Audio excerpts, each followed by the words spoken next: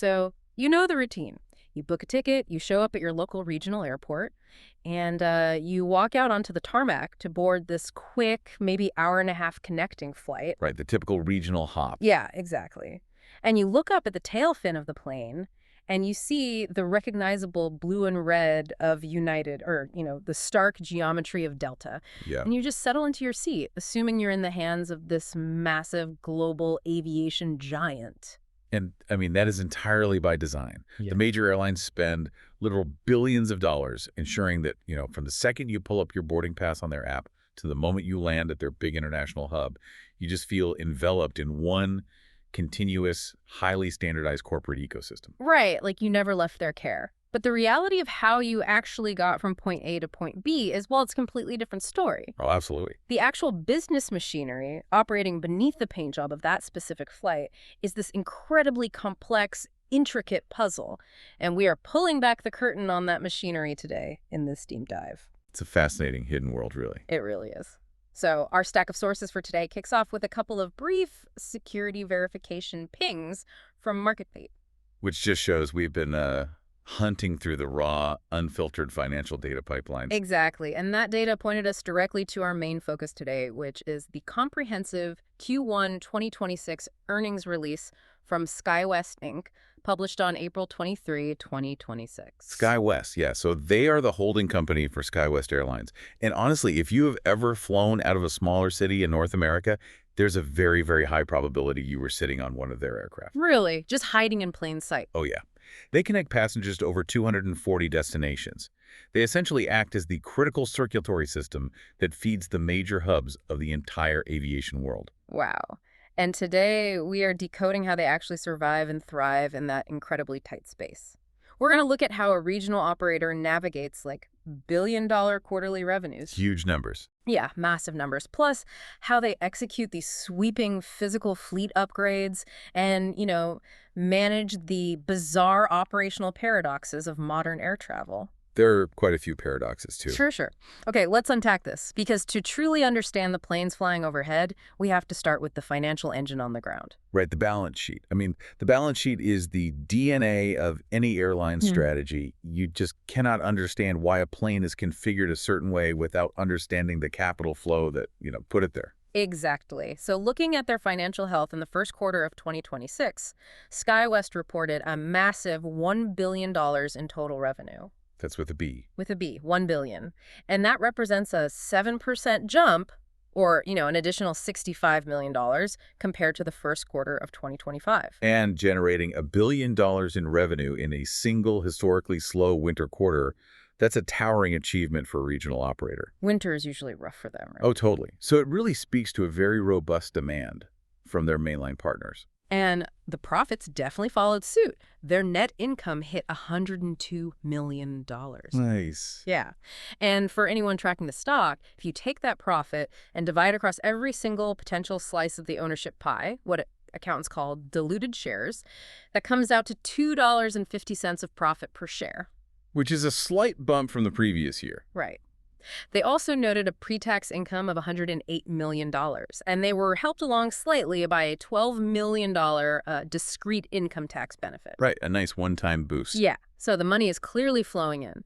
But I'm looking closely at the other side of the ledger, and their operating expenses jumped up to $889 million.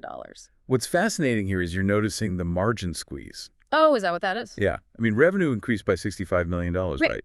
But operating expenses increased by $80 million. Oh, gotcha. So on paper, a casual observer might see those expenses growing faster than revenue and just assume, well, the company's bleeding efficiency. I mean, it certainly looks like a warning sign at first glance.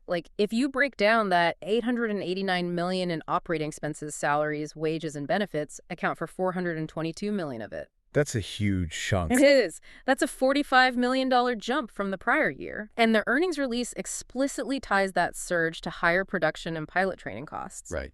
Plus, you also have $213 million going strictly to aircraft maintenance and repairs, and almost $39 million just, burning up in aviation fuel. Yeah, and this is where we have to translate raw accounting into actual aviation strategy. Because in this industry, inflating costs are not always a symptom of bloat. Okay, so what are they a symptom of here? Well, the surge in salaries and benefits, specifically the money earmarked for pilot training, is actually a leading indicator of health. Wait, really? How so? Because you do not spend tens of millions of dollars pushing pilots through simulators for the routes you're flying today. You train them for the capacity you expect to operate tomorrow. Oh, wow. So they are absorbing a financial hit right now to build out their operational runway for the future. Exactly the case. I mean, aviation is facing a very well-documented constraint when it comes to the pilot pipeline. And the regional airlines serve as the training ground for the entire industry. Right, because everyone starts at the regionals. Yes. When a major airline needs captains, they recruit directly from the regionals. So SkyWest has to constantly recruit, hire, and train new first officers to backfill those empty seats. That makes sense. So that $422 million labor bill, that's just the price of keeping that complex human machinery moving smoothly. You know, I was trying to conceptualize this business model, and the closest parallel I can find is like a high-end franchise operation. Oh, I like that analogy. Yeah, so you wear the uniform of the premium brands, right? SkyWest operates through partnerships with United, Delta, American, Alaska Airlines. Yep. And to the customer, sipping a ginger ale in row 12, you are United. Exactly. They have no idea. Right. But the crushing day-to-day reality of running the business, like paying that $213 million maintenance bill, covering the $39 million fuel tab, and keeping all the staff trained, that falls squarely on your own shoulders. That is a highly accurate way to visualize a capacity purchase agreement, which is basically the foundational contract of a regional airline. A capacity purchase agreement. Yeah. SkyWest does not sell you a ticket. They sell the operation of the flight to United or Delta. Ah, okay. So the major airline takes the ticket revenue, and then they pay SkyWest a contracted rate to just safely and reliably execute the journey. Okay, which means every dollar of that $889 million in operating expenses represents SkyWest investing in their own physical capability to, fulfill those contracts. Precisely. That leads us directly to the physical aircraft. Where is all this capital actually going? Ah, the planes themselves. Yeah. The source material details this really aggressive transformation of their fleet, specifically revolving around a plane called the CRJ-450. The fleet transition is where you really see management's philosophy take physical form. So right now, SkyWest operates a large number of CRJ-200 aircraft. These are your standard 50-seat regional jets, the ones one aisle, two seats on each side. Everyone gets the exact same experience. Oh, yeah. The classic regional workhorse. Right. Well, SkyWest is in the process of converting these exact planes into CRJ-450s, specifically for their United Airlines partnership. And that rollout is expected to hit the tarmac in fall 2026. And the interior configuration of the new CRJ-450 is a dramatic departure from that traditional regional model you just described. It really is. They're outfitting these planes with what they describe as premium upgrades. Like, the new cabin will feature a dedicated United First Class section. Which is tough to fit in a small tube. Yeah, exactly. So to accommodate this, they're ripping out the standard overhead bins in that section and installing these large luggage closets instead. And they are expanding the main cabin overhead bins so passengers can actually fit full-sized rollaboard bags. Oh, and they are hardwiring the planes with Starlink Wi-Fi. High-speed internet on a regional jet. Right. But here's where it gets really interesting. I'm looking at the physical floor plan of this conversion. They are taking a plane that currently holds 50 paying customers, and they are intentionally, permanently removing 9 seats. Yep, down to 41. The new capacity is 41 passengers. I mean, I understand wanting a nicer cabin, but how does taking away almost 20% of your physical inventory make any business sense? You are quite literally flying with 9 fewer tickets to sell on every single departure. I know. It feels entirely counterintuitive, right? Oh. Until you dissect the mechanics of modern airline revenue management. Okay, walk me through it. Well, this directly ties back to a concept that SkyWest CEO Chip Childs highlighted in the earnings release. He called it fleet flexibility. So when Childs talks about flexibility, what does that actually look like for the bottom line? It looks like shifting away from volume and focusing entirely on yield. Ah, yield. Yeah. For decades, the regional airline model was built on sheer density. The goal was simply to pack 50 people into a metal tube and shuttle them to a major hub as frequently as possible. Like a bus. Exactly like a flying bus. But consumer expectations have shifted dramatically. Think about a business traveler paying $4,000 for a premium ticket to Tokyo.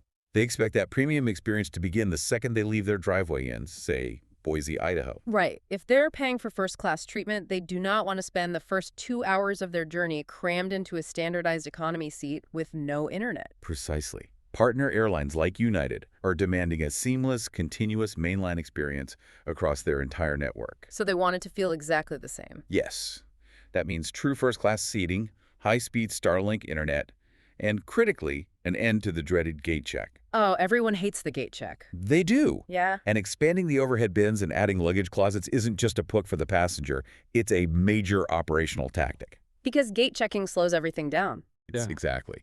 Gate checking bags delays the boarding process, which delays takeoff, which ultimately costs the airline money. So from a strategic perspective, offering 41 premium dual-class seats with fast boarding and high-speed internet allows United to charge a premium fare. And that generates more overall revenue than selling 50 cheap, standardized tickets. Exactly. Yield over volume. Yield over volume. That explains the 41-seat anomaly perfectly. And, the strategy of premiumization extends far beyond just converting older planes. The earnings release also outlines their aggressive acquisition strategy regarding the Embraer E-175 aircraft. Oh, the E-175. That is the undisputed heavy lifter of this new premium era. The sheer volume of their commitment to this specific aircraft is staggering. It's massive. Yeah, they took delivery of one new E-175 for Alaska Airlines during the first quarter, but looking at their long-term forecast, they are building an absolute fortress of these planes. Pipeline is huge. They're projecting 9 in 2026, then 10 in 2027, another 10 in 2028, and 40 thereafter. They anticipate having more than 300 E-175s by the end of 2028. And it doesn't stop there. No. Plus, they secured purchase rights from Embraer for up to 94 more aircraft through 2032. That level of capital commitment tells you everything you need to know about where the entire industry is heading. They are all in. They are. The E-175 naturally accommodates 76 seats in a very spacious dual-class configuration. It perfectly satisfies the major airlines' craving for premium regional connectivity. So we have a really clear picture of the strategy here. Heavily reinvesting capital into a fleet optimized for premium yield rather than just raw capacity. Right. But how does a strategy like that actually perform when you put it up in the sky? The operational metrics from the first quarter present a genuinely fascinating puzzle. I would say operational data is where the corporate spreadsheet collides with physical reality. It really is. So let's look at the actual flight metrics. In the first quarter, SkyWest's total block hours, which, measures the total time the aircraft are actively in service, that increased by 3.1% to nearly 363,000 hours. Okay, so they're flying more. Yep. The newer premium planes, like the E-175s and the CRJ-550s, saw significant jumps in flight time, while the older 50-seat CRJ-200s saw a decrease in usage. And furthermore, their total departures were up 1.1%. They took off over 204,000 times. Which perfectly mirrors the transition we just outlined. They're leaning heavily into their upgraded fleet. So what does this all mean? Your planes are flying more hours, and they are taking off more frequently. Right. But despite those increases, the total number of passengers carried actually dropped by 0.6%, down to 10.3 million. And their passenger load factor, basically the percentage of available seats that are filled, dipped down to 78%. It seems backwards. It does. I'm struggling to square an increase in flights with a decrease in actual humans moving through the network. Well, if we connect this to the bigger picture, you are seeing the mathematical side effects of their fleet transition playing out in real time. Oh, because of the seat math. Yes. As older, densely packed 50-seat planes are retired or pulled offline to be converted into those 41-seat premium layouts, the average number of seats available on any given departure inherently shrinks. Ah, so the departures go up, but the raw inventory of seats across the network shrinks, which pulls the total passenger headcount down with it. Exactly. And honestly, a 78% load factor is not an inherently alarming metric when you remember they are selling a much higher yield product. Right. Flying a slightly less full plane that is generating a higher revenue per seat is ultimately just better for the bottom line. Okay, that makes sense. But there is another metric tucked into the operational data that highlights just how difficult achieving that revenue can actually be. Oh, the completion rates. Yes. The earnings release distinguishes between two different completion metrics. First, they report an adjusted flight completion rate of 99.9%. Which is incredible. Right. Essentially, if a plane is mechanically cleared to fly, it flies. But their raw flight completion rate was notably lower, sitting at 97.2%. And that 2.7% gap, That represents thousands of scheduled flights that simply did not happen. Right. And the report specifically notes that the adjusted number excludes weather cancellations. CEO Chip Childs even included a note explicitly thanking his teams for navigating really challenging winter Yeah, conditions. it's the brutal reality of regional aviation. Weather is the great equalizer. It is. I mean, think about it. When a major blizzard hits a massive international hub like O'Hare, the airport deploys literally an army of snowplows and de-icing trucks to keep those mainline planes moving. They prioritize the big jets. Exactly. Hmm. But SkyWest is often flying into smaller secondary markets that completely lack that sprawling infrastructure. So a moderate snowstorm in a small Midwestern city can completely ground a regional jet. Wow. The gap between their adjusted completion and raw completion shows that, you can build the most efficient premium airline in the world, but you just cannot negotiate with atmospheric pressure. You really can't. And battling winter weather while intentionally taking a hit on raw passenger capacity, that requires a deeply resilient financial foundation. Absolutely. So we need to zoom back out and examine how their balance sheet is built to survive these, well, logistical blizzards. The capital allocation strategy is arguably the most revealing part of this entire earnings release. It's wild. Looking at their liquidity, they are currently sitting on $627 million in cash and marketable securities. Meanwhile, their total debt is holding steady at $2.4 billion.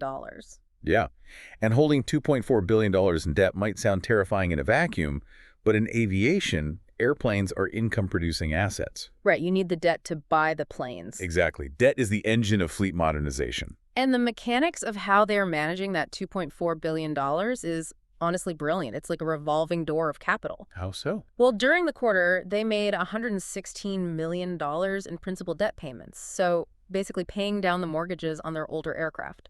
But simultaneously, they issued $118 million in new debt to finance the new aircraft and engines. Ah, see. Yeah. They are systematically retiring old debt while taking on new loans for premium assets, which keeps their overall burden flat while entirely refreshing the fleet. There's a highly disciplined approach to leverage. It is. But while they're carefully rotating that $2.4 billion, they are making incredibly aggressive moves with their own stock. The buybacks. Yes. In just 3 months, SkyWest repurchased 783,000 of their own shares. They spent $75 million buying back stock at an average price of roughly $96 a share. Wow. And to put that in perspective, in the previous quarter, they only spent $27 million on buybacks, and they still have $138 million authorized to buy even more. That's significant. Yeah. A share buyback is basically a mechanism a company uses to reduce the total number of shares available on the open market, right? Right. Which inherently increases the value and ownership stake of the remaining shares. So doing it at this scale sends a very specific message to the market. Honestly, it reminds me of someone deciding to trade their car in for a newer model while they are still actively driving it down the highway. That's a good way to put it. Because the list of forward-looking risks included in this release is extensive and, frankly, sobering. This raises an important question. What exactly is keeping management up at night? Well, the documents outline a sprawling array of external threats. They highlight the ongoing struggle of pilot attraction and retention, which we talked about. Yep, the pipeline issue. They point to the unpredictable volatility of aviation fuel costs. But most notably, they heavily emphasize global macroeconomic instability. Right, the geopolitical stuff. Yeah. The sources explicitly mention the ongoing conflicts between Russia and Ukraine, Israel and Hamas, and the broader tensions between Israel, the United States, and Iran. And, a regional airline flying between Idaho and Utah might seem totally insulated from a conflict in Eastern Europe or the Middle East, but the aviation ecosystem is just deeply interconnected. Exactly. SkyWest's entire revenue model is built on their contracts with United, Delta, and American. Right.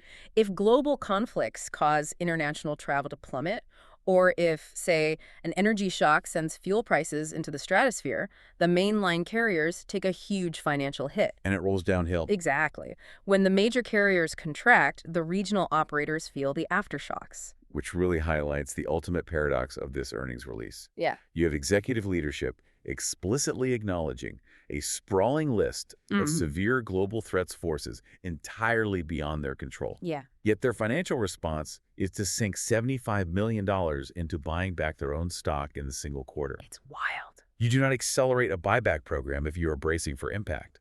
Management is looking at the global risks, looking at their transition to a premium 41-seat and 76-seat fleet, and basically declaring that their own company is the safest, most lucrative investment they can possibly make. It is an extraordinary display of corporate confidence. It really is. And it's just a masterclass in modern business evolution. So they kind of synthesize the puzzle pieces we've assembled today.